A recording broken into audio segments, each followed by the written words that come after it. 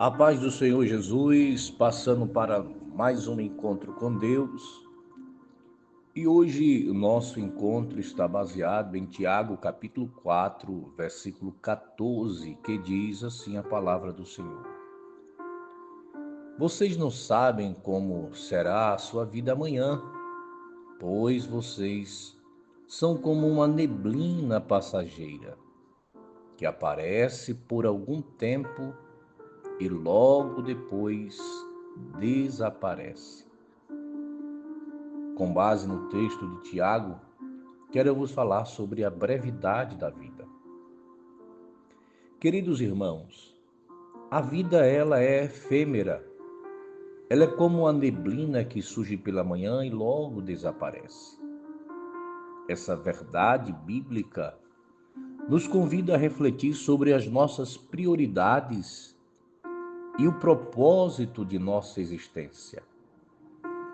Tiago nos alerta contra a arrogância de planejar o futuro sem reconhecer a soberania de Deus e a fragilidade da vida. Aqui, gostaria de destacar alguns pontos relacionados a esse texto. O primeiro ponto que gostaria que os irmãos observassem é sobre a fragilidade da existência humana. O versículo destaca a incerteza da vida. Muitas vezes, vivemos como se tivéssemos controle absoluto sobre o nosso tempo, ignorando que cada momento é um presente de Deus. No Evangelho de Lucas, por exemplo, Jesus conta a parábola do rico insensato, que fez planos para acumular riquezas, sem perceber que a sua vida lhe seria tirada naquela mesma noite. Em Lucas 12, capítulo 12, versículos 16 a 21. Aí eu faço a você uma pergunta: como você tem administrado o tempo que Deus lhe deu?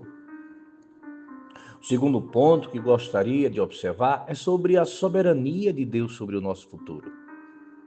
Tiago não condena o planejamento, não, mas nos lembra de reconhecer que Deus é soberano. Os nossos planos devem estar submetidos à vontade dele, com a consciência de que cada dia depende da graça de Deus. Se o Senhor quiser, viveremos e faremos isto ou aquilo. É o que está em Tiago 4,15. Antes de fazer planos, ore, irmão, pedindo a direção de Deus, esteja disposto a ajustá-los conforme a sua vontade. O terceiro ponto que gostaria de esclarecer é sobre a necessidade de vivermos com propósito. Se a vida é breve, devemos vivê-la de forma intencional, buscando cumprir o propósito de Deus, pois o salmista, no Salmo 90, versículo 12, declara: ensina-nos a contar os nossos dias, para que o nosso coração alcance a sabedoria. Isto é viver com propósito. É cumprir aquilo que Deus está nos dizendo, viver de forma intencional. O apóstolo Paulo, na segunda carta a Timóteo, no capítulo 4, versículos 7 a 8, ele vivia com um senso de urgência e propósito, sempre voltado para a missão que Deus lhe confiou. Eu faço-lhe uma pergunta nesse momento. Você tem investido sua vida em coisas temporais ou nas coisas eternas? Aonde está o seu investimento? Outro ponto que gostaria de destacar é sobre a esperança no eterno. A brevidade da vida nos aponta para a eternidade.